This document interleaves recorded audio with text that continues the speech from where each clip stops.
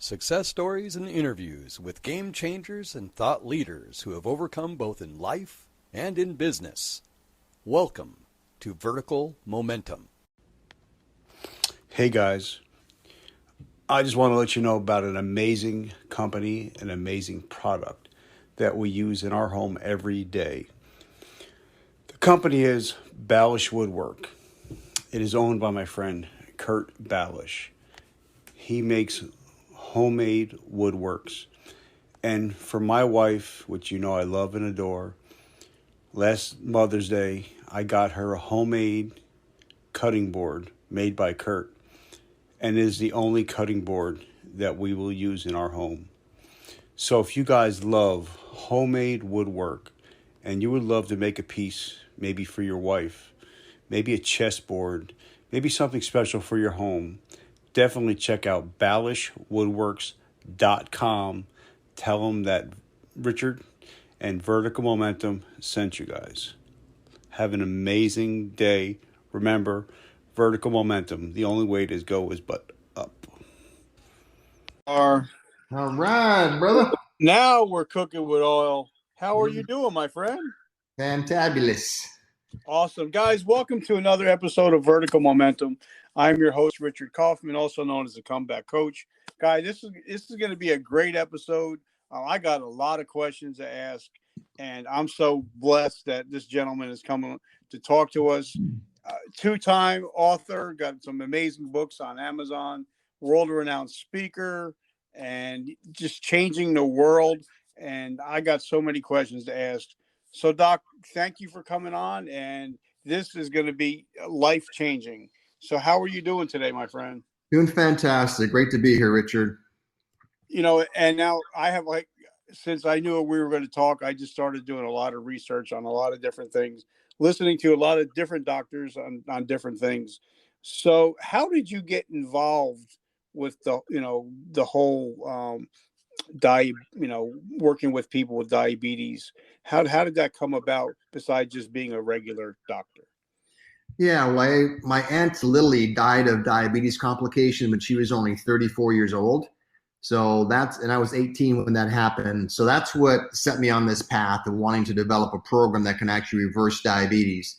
So I saw how devastating it was. Obviously, it runs in our family. It was very impactful, and it's basically got me at a crossroads to wow, this is something I really need to focus on once I get through grad school and develop a program, because I know it's reversible.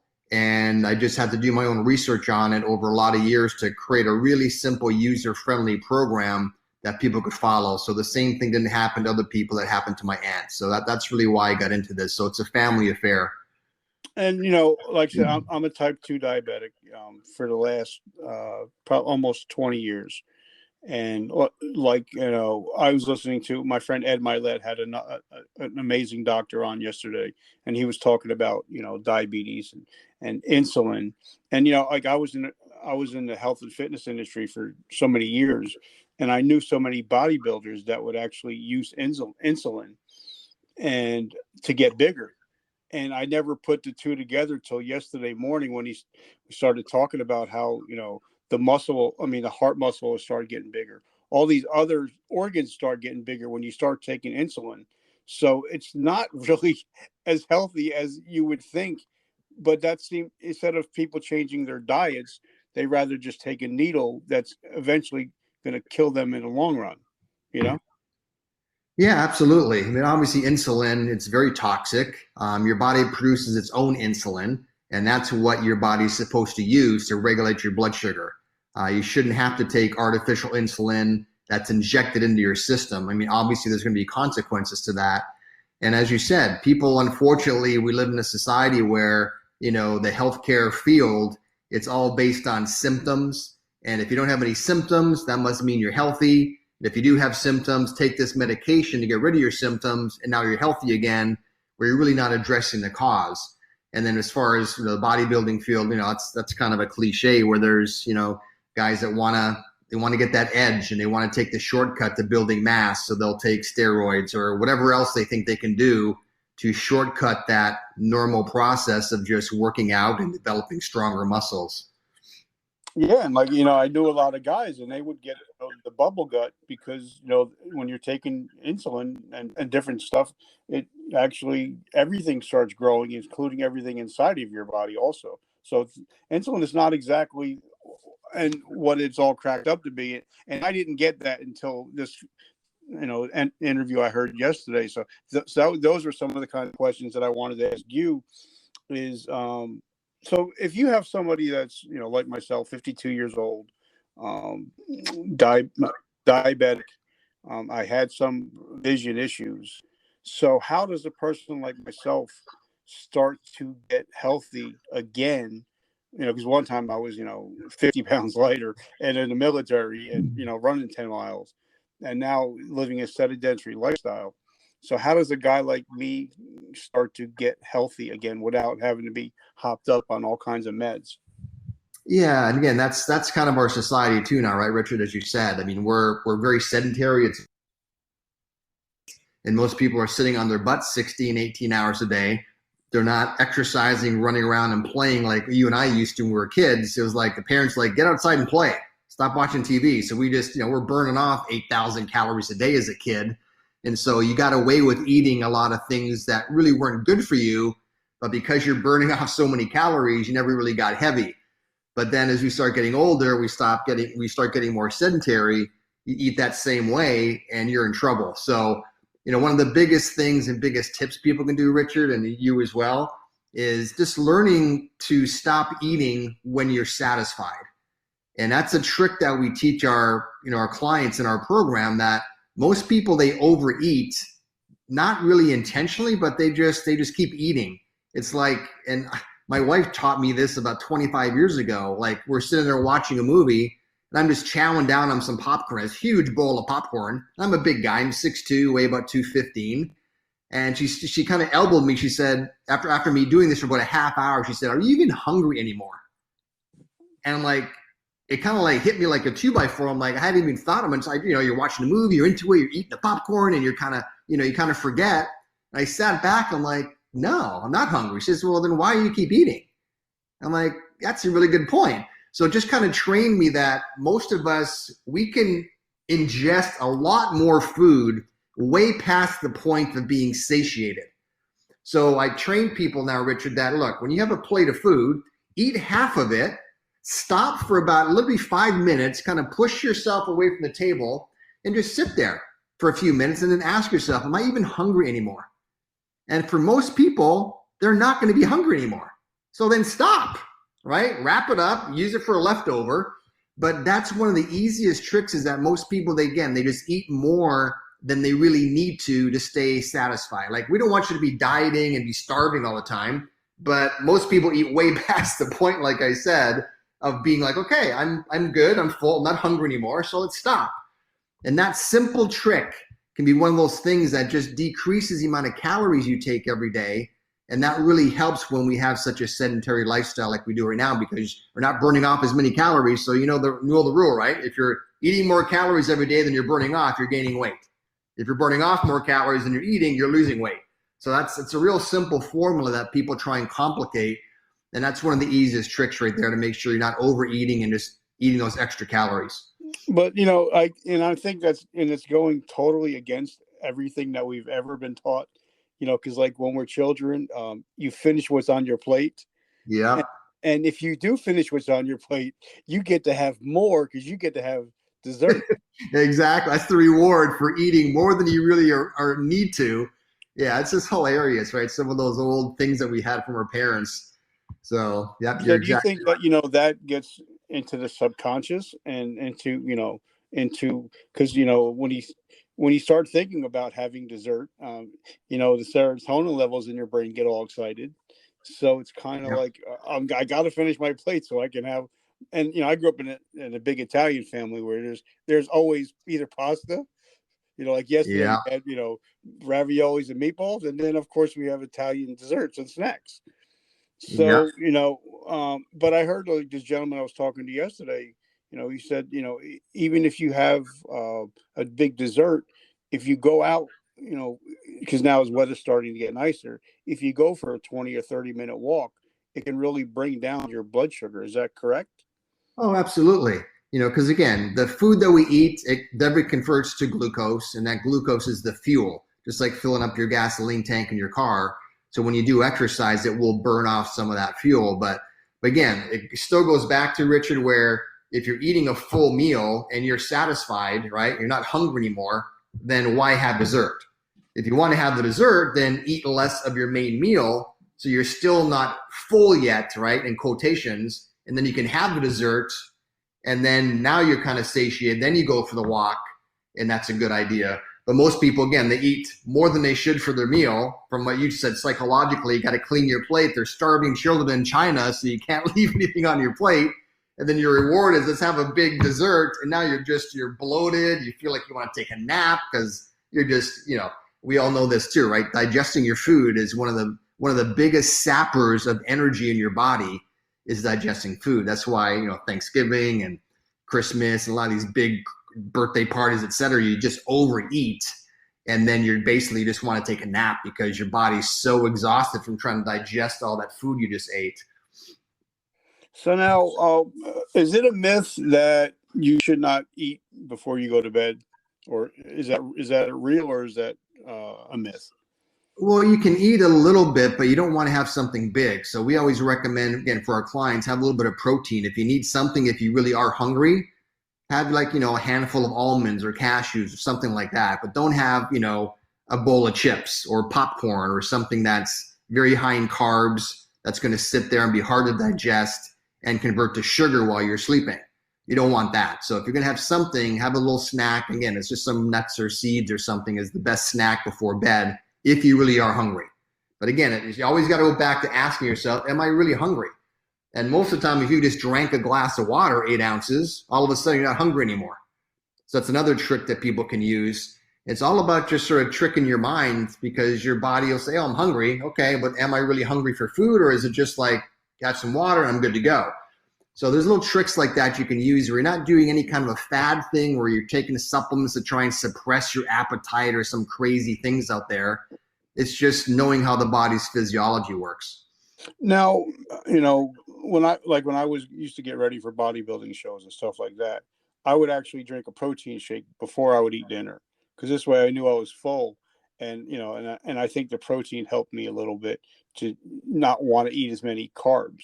So are you a big proponent of eating low carb foods? And, Oh, yeah, I mean, that's how our bodies are supposed to be. It's supposed to be a lot more higher protein, less carbs. And in our program, like, again, we teach our clients, it's not a carb elimination program, but you want to eat the right kinds of carbs, meaning fruits have a lot of carbs, and so do vegetables. So that's where you want to get your carbs from, not from the pastas and the pizza and the rice and the crackers and the oatmeal and all that, which is a lot harder for your body to digest. So, because again, your body needs carbs, especially if you are active and are working out and walking, etc. But you want to make sure it's the right kind of carbs. Now, what kind of fruits? Like, I'm a big fruit guy. I don't eat them after at nighttime or anything, if I cannot. But I love to have them for breakfast with my yogurt. So, what kind of fruits are good for a diabetic, and which ones should we avoid? No, any kind of fruits are okay, but you want to not, like you said, you don't want to have any kind of fruit past 2 o'clock in the afternoon, and so that your body has a chance to like burn off that extra glucose that you're ingesting. But you also want to always make sure you're eating some kind of protein with your fruit. So if you're going to have an orange, right, a whole orange, have some cashews with it. That's so if you want to have some apples, slice some apples and kind of eat it with some peanut butter. So those are some celery sticks and some peanut butter. So things like that, because then the protein kind of helps offset some of the glucose you're eating. So that's really important that you're doing that on a regular basis. But again, you don't want to sit down and eat a whole pineapple or a whole watermelon, because some of the fruits obviously have a higher glucose content, a higher glycemic index. But you don't have to get that crazy about it, because as long as you're getting rid of all the bad carbs, like the breads, pastas, rice, all that stuff, right? You can have fruit, which is more of a natural sugar, and that's going to satisfy that sweet craving. So you don't want to you're not going to reach for the chocolate bar or the soda or something else, which is the sugars you don't want to have. Okay, so I have a question to ask, because I felt, and I knew I was coming on with you today, so Last night, we had the big Italian meal. Yep. I had like 4 to 6 slices of bread, pasta, and I woke up feeling like trash this morning. Yeah. Why is that? And I was up peeing like every hour or two. So what is that? What causes that? Is that because of the carbohydrates?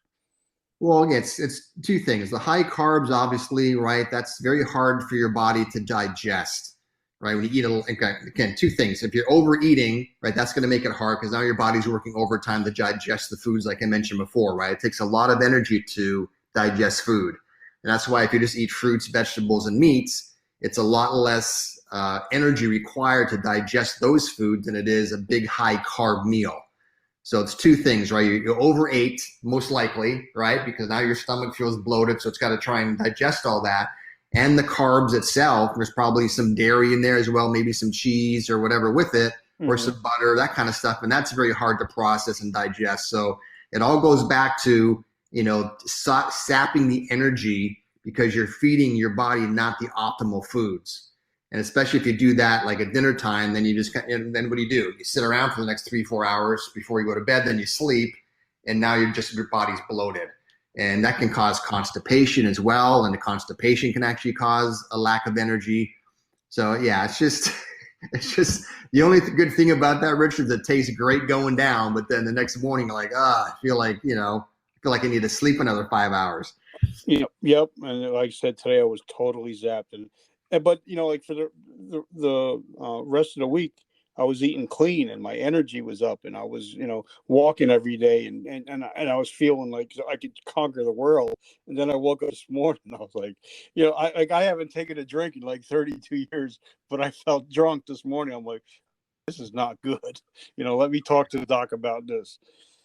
So now, a lot of people, like the VA, the first thing they want to do, they hand out medicine, and I love the VA in New Jersey, by the way. They treat me great, so I got nothing bad to say about them. But the first thing they do is they put you on metformin or stuff like that. So what does metformin actually do, and is it something that you guys eventually, when working your program, will get off of? So talk to us a little bit about that. Yeah, so to not get too complicated, Richard, and confuse people with a lot of biochemistry and everything else, just think of any diabetic med, okay, whether it's metformin, glyburide, glipizide, insulin, whatever they are. There's a couple dozen of them that are sold right now and given. All of what they do is they just artificially bring your blood sugar down.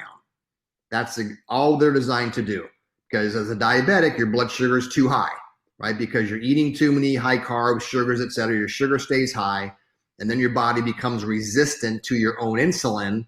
So now your body's not able to bring down your blood sugar normally like it's supposed to. So your blood sugar stays high. And when that happens, that's when you're diagnosed as a diabetic, and then your doctors put you on a cocktail of different medications. And they're all designed to do the same thing. It just artificially brings the blood sugar down to keep it out of that dangerous zone. So even though that sounds great. Well, my blood sugar is high. I want to get it down, right? Yeah, you do, but you don't want to take the medications to bring it down. That's where the lifestyle changes come into play, where you start eating better foods, you take the proper nutritional supplements, you do some proper exercise, and your blood sugar will come back down normally without having to take the meds. So yes, people that go through our program, when they change their lifestyle, their doctor is able to get them off of all their diabetic meds, whether it's metformin, glipizide, insulin, whatever it is, they can get off of all of those medications.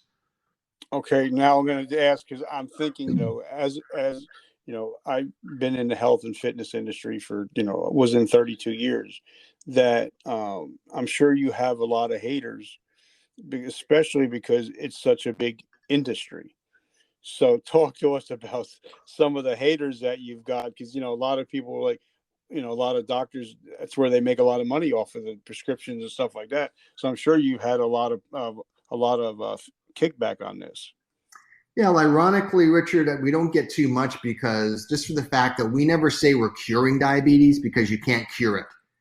If I was using the cure word, I would have been shut down 30 years ago. We're always using the word reverse. Okay, so it's reversing the diabetes, which is basically putting it dormant or into remission. And so you can get off all the meds, but then you have to continue eating the right way for the rest of your life to keep it dormant. And there's overwhelming medical literature, Richard, that's out there. We've got 20 medical references on our website that shows you can reverse type 2 diabetes with proper lifestyle changes. So we didn't discover that. Like, we didn't invent that. Now, we have the only patented system in the world to reverse diabetes, but I've just taken what is just known physiologically to help bring blood sugar down and put it into a very step-by-step program people can follow and make it real simple.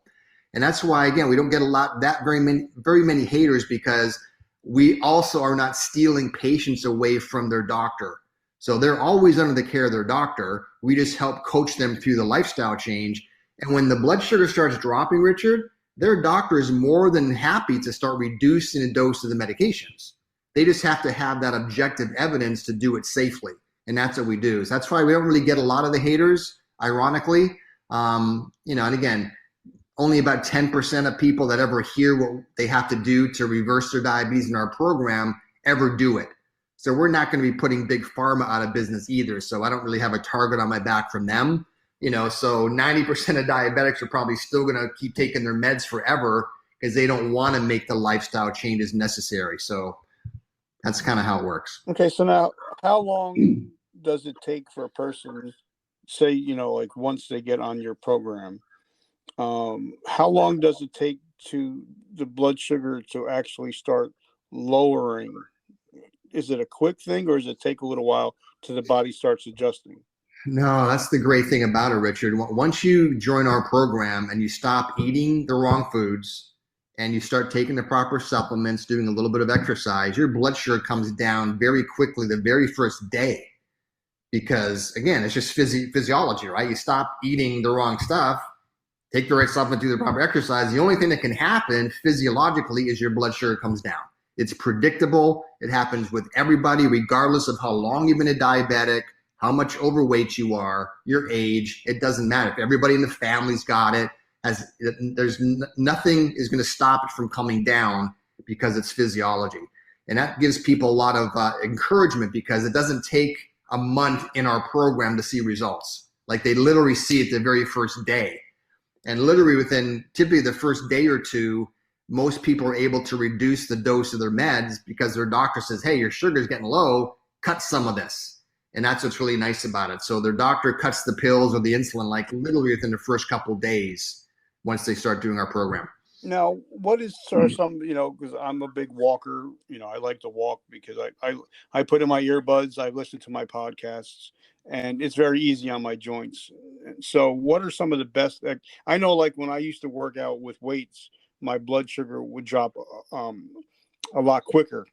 But then when I'm working out, just walking, it still drops, but not as quick. So what are some of the best exercises that a person can do to keep their blood sugar in check? Yeah, well, most of our patients, as you know, Richard, they're baby boomers, so they're typically, 50 years old or older. My average age of our client is 65 years old. So we have people older than that, people younger than that, but average age is 65. So we just really encourage people to walk, 30 minutes a day, minimum of 5 days a week. Now, you can do more exercise than that if you'd like to, but as you know, in working out in fitness, sometimes if you work out too strenuously for your body, like too intense, like too high intense aerobic, or lifting too many weights for too long of a time, then your body actually has a stress reaction, which levels, which will increase your blood sugar. So I've had that happen, oh my gosh, countless times over my career, where people say, well, doc, I'm exercising like 2 hours a day and my blood sugar's not coming down. And I say, well, yeah, you're exercising too much for your body. And that's why. So then they back it off to maybe 45 minutes. All of a sudden now their blood sugar starts going down after the exercise. So it's really easy to determine if your exercise is too much for you. Like, take your blood sugar before you exercise, right? So say it's 120. Then you exercise like the appropriate amount, your blood sugar should go down to like 100, 105. That's if you did the appropriate exercise.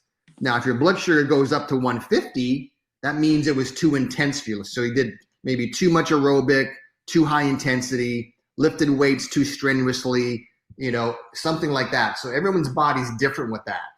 That's the only way to know what's the appropriate amount of exercise for the individual is by taking a blood sugar before, then taking it after and seeing where your blood sugar is. So it's pretty simple to determine.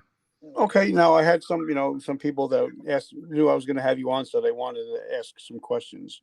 Sure. Because, and like Doc, I just want to say I'm so grateful for you. I'm thankful that you take the time out. I know you have a very busy schedule, so I just want to say thank you. One of our questions was, why is my blood sugar higher when I wake up in the morning than it is in the mid-afternoon? Yeah, so there's a phenomenon that you can look this up. It's called the dawn phenomena or the dawn effect.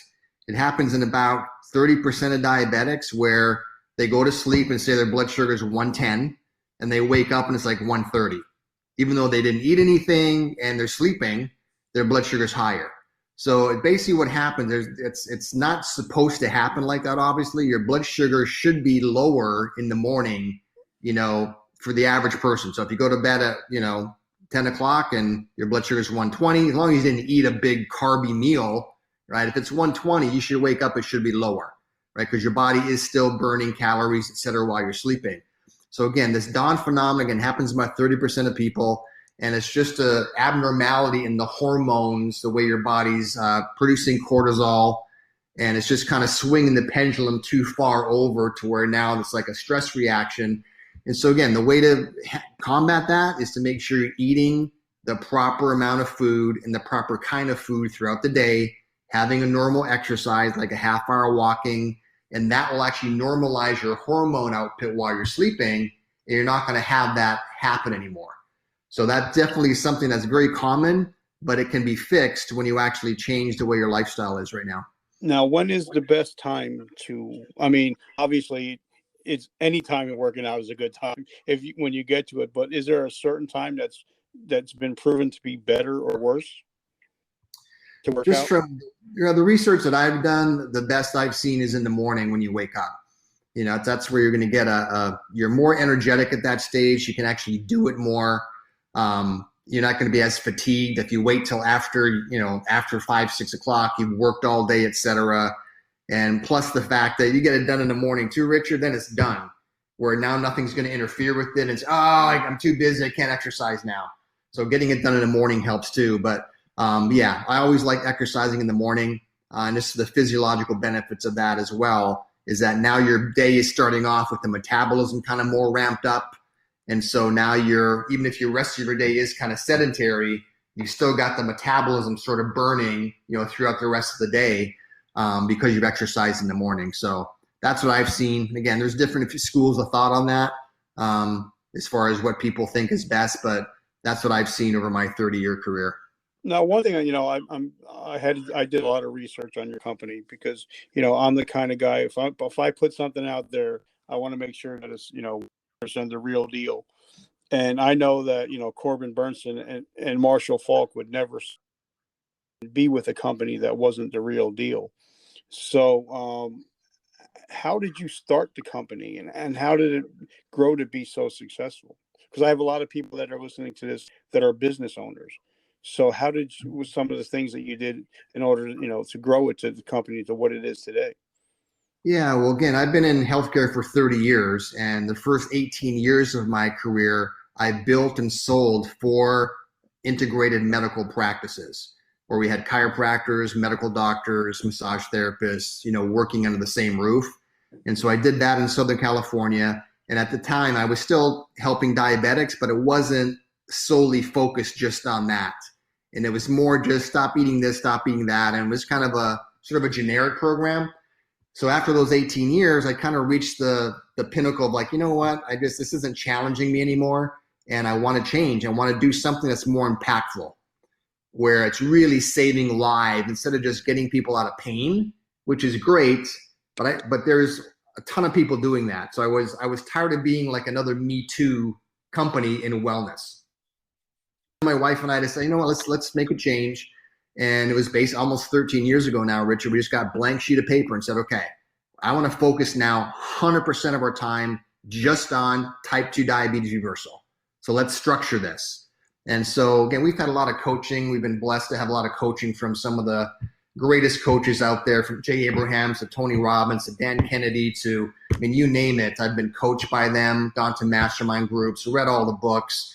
And then just by being an entrepreneur for the previous 18 years, building and selling businesses, we had a pretty good foundation of how to take a new business from nothing and then grow it. And so that kind of helped. And also, obviously, there was really nobody else at that time that was just focusing on type 2 diabetes reversal. So we kind of owned that niche. And that's kind of how we built it. But it was a long journey because, you know, we didn't have proof of our concept at that time, Richard. So from basically 2008 into 2017, like 9 years, I literally did a diabetes seminar literally every week, about 48 weeks a year for those 9 years. Did almost 400 seminars in 6 different countries. And it was all to prove our concept, that we could actually get people into our program, coach them through what they can eat, what they can't eat, the supplements, exercise, and with the 7 days a week coaching with them, that to where we could predictably reverse type 2 diabetes. Once we figured that out, what we could predictably do, that's when we applied for a patent back in May of 2017, and we just got it issued last year. So it took us over 3 years to get the patent approval. Now, once we applied for the patent, then I said, okay, I can't do any more seminars because you can't scale that, right? I was limiting the amount of people I could help, Richard, because I'm only one guy. I can only do one seminar per week. So then I said, okay, now let's open up some clinics. So the goal was seminars first, then let's open up a bunch of clinics. And the goal was to get 30 clinics open around the US, one clinic in every major city. And then once that was done, then we would do a digital platform to where people could join our program online, right? So that was the plan: seminars, clinics, online. And then, of course, last year, COVID hit, and that put a kind of wrench in our plan for clinics. We had 17 clinics open at that time, with 12 more being built. So we're almost at that 30. And then we had to shut every one of our clinics down for almost 5 months because of COVID, because we weren't considered essential.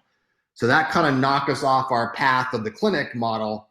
But then we pivoted last year to the digital, the online model, which we have now, and that's where we are. So, but yeah, it took a lot of trial and error, Richard, a lot of time, a lot of travel, a lot of just sweat and testing this, tweaking that, getting feedback, research, etc., to get it to where we are right now. So it was not an easy path for sure. No, like, you know, as you know, like I said, we talked earlier on the phone. I'm a big supplement geek. You know, it's something that I love to do, and I have a big passion for.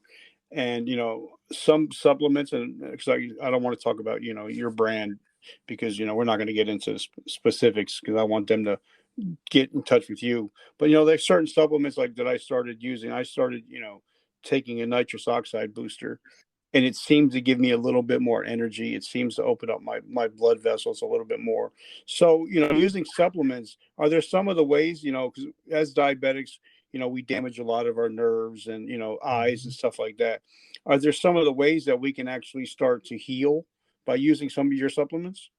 Yeah, and that's the purpose of our supplements, Richard, as we kind of talked about before this as well, is that we don't put people on supplements that are trying to be like a fad, where, again, like appetite suppressants or trying to trick the body into altering its biochemistry with supplements instead of medications. All the supplements we give our clients are designed to help heal the damage that's being done by the high blood sugar. And again, you know, the high blood sugar can damage literally every system in your body: cardiovascular, circulatory, kidney, liver, brain. I mean, all of it can get damaged. And so our supplements help support and heal the damage done. That's why when people go through our program and they're off their medications and the blood sugar is back to normal, well, now there's no more damage being done, so they don't have to keep taking our supplements every day the rest of their life, because now the damage has been healed. So they have to keep eating the right way forever, but they don't have to keep taking our supplements every day for the rest of their lives. And that's kind of a departure from a lot of people in the wellness nutritional field, because most of those docs will say, yeah, hey, Rich, I can help you get off your 7 medications, but you'd have to take my 7 supplements every day the rest of your life at $300 a month. You know, so it's kind of exchanging one for the other. And again, I'm a supplement geek too, Richard, and believe me, I could make a crap ton more money if I could ethically convince people that they had to take my supplements every day forever. But they don't. You know, as long as they're eating the right foods and They don't need to take 7, 8, 9, 10 supplements every day to maintain their health. It's just not necessary. And again, from a business perspective and a financial perspective, I wish I could ethically say what I just said was not true. But again, I've debated different people on that. I'm like, okay, show me the labs. Show me how you can prove this guy's deficient in these 25 ingredients, or they got to take it every day the rest of their life. Nobody can prove it to me. It's just their thought, well, but it is good to take that, so I think they should take it. But there's no science behind it, and that's what I don't like. I want to simplify things for people. So my goal, Richard, is to get people off of all their meds, off of all the supplements, except maybe a good multivitamin per day. And then they're just eating the right foods, doing a little bit of exercise, and they're good to go. Now, because I want people to go to your website. I want people to go to your program. So, but, what is a sample of, eating? Cause anybody can say, well, you have to eat right. Well, what does that mean? You know what I mean? Yeah. What would be a sample, like a lunch sample? What would something that you guys would suggest for a sample lunch? For sample lunch, simply like you have a salad with some sliced steak or some sliced chicken with a bunch of veggies on it, some oil and vinegar and some garlic and pepper and any kind of spices you want on it. That's a good lunch. You can have chili is a good lunch. I love chili. Oh my God, I love some chili. I love chili. Chili's great. Again, making sure the ingredients are proper, right? There's no added sugar, but having the ground beef and the tomatoes paste and the spices and the vegetables. I mean, and hot sauce. I mean, it's like, that's one of the greatest meals. And eggs are fine. So like you could have scrambled eggs and bacon with some fruit for breakfast. So this is something where it's not a vegetarian plan. You can have any kind of meat on this program. So it's very easy, even for people who like a lot of protein, because your body needs protein. All the muscles, everything needs protein. And right now people eat way too many carbs and compared to their proteins. That needs to be flipped. It needs to be higher protein, lower carbs, not higher carbs, less protein. So that's really what the ratio needs to be. And so it's people can eat out in restaurants, Richard. It's fine. We just give them a list of foods they can eat, a list of foods to avoid. And it's just learning how to order differently when you go out. So you can still have a social life and enjoy life. Now there's there, and I want to dispel a myth that eating too much protein is going to cause your kidneys to shut down.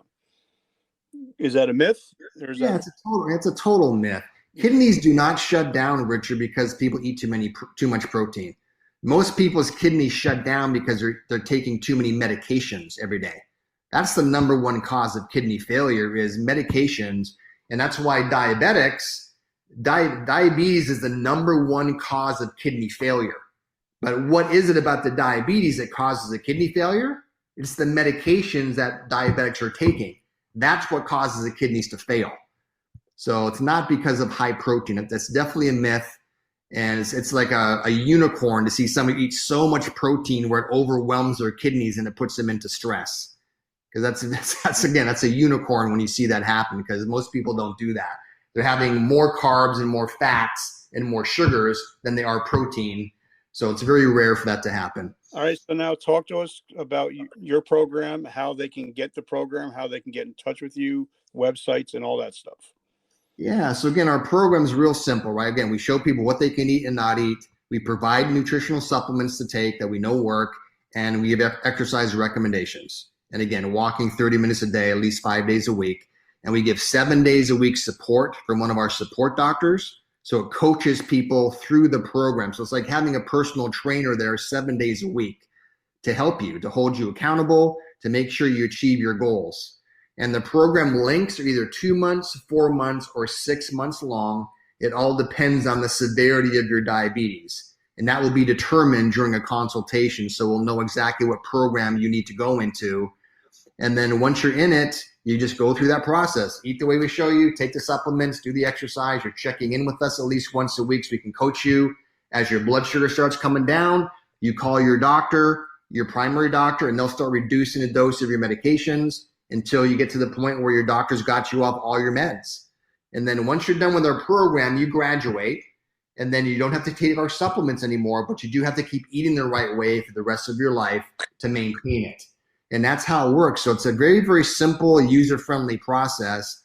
And the other thing too, Richard, I don't know if I told you, but we actually guarantee results. So when people go through our program, if they follow it as directed, if they're still taking any diabetic med when they're done with our program, they get a 100% refund plus $500 just for trying it.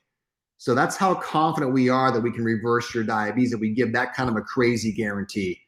So for people, we're offering a free video training they can go to and check it out. It's literally about 25 minutes long, the video training. It kind of explains our entire program. And after they're done watching that short video, they get to book a consultation with one of our consultants, and they can actually go through, we can customize a plan specifically for them. And we have payment plans and options that fits in anybody's budget.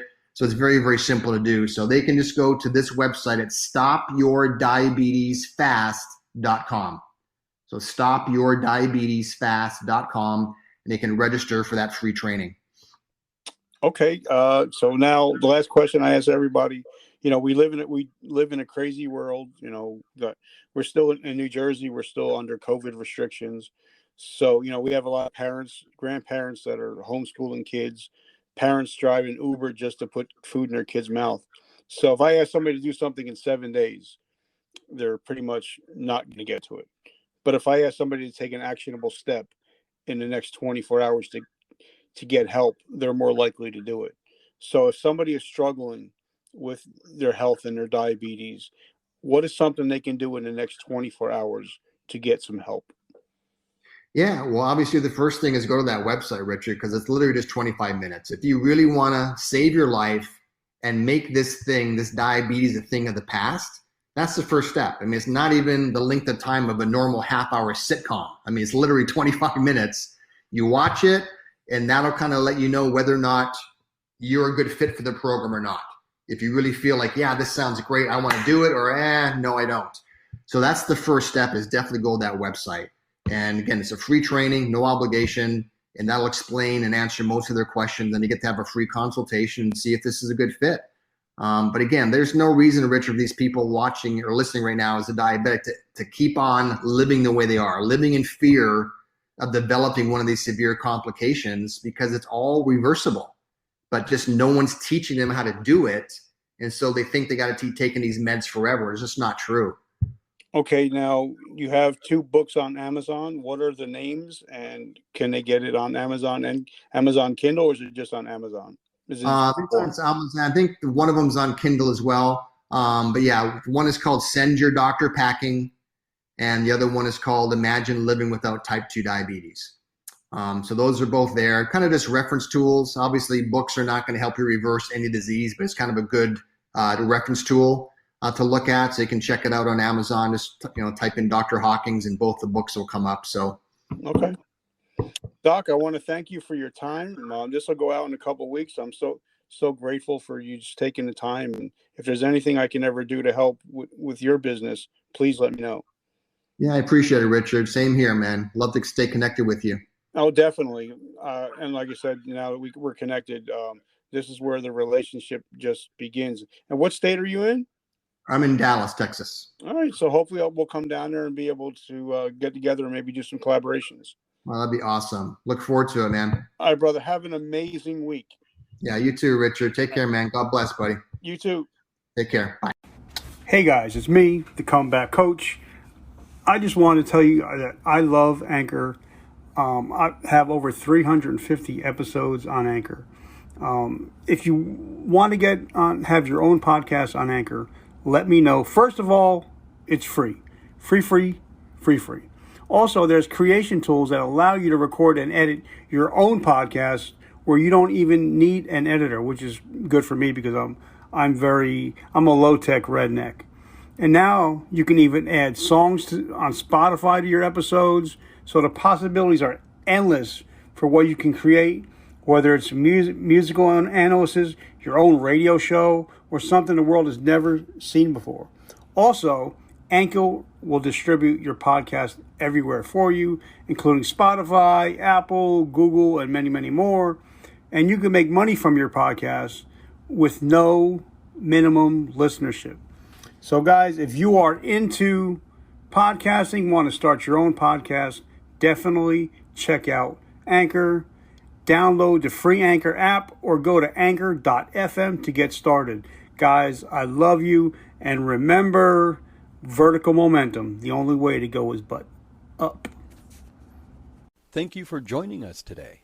Please hit subscribe and share. Please feel free to leave us a comment.